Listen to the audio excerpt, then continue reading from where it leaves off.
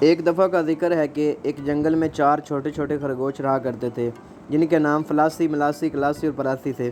وہ چاروں اپنی ماں کے ساتھ ایک بڑے درخت کی کھو میں رہتے تھے۔ فلاسی ان سب میں سے چھوٹا اور شرارتی خرگوش تھا۔ وہ اکثر اپنی ماں کی نصیحت پر کان نہ دھرتا تھا۔ تینوں خرگوشوں نے سرخ رنگ کی قمیض پہن رکھی تھی، جبکہ فلاسی نے نیلے رنگ کی قمیض پہنی ہوئی تھی، جس پر چمکیلے بٹن دور سے ہی دکھائی دیتے تھے۔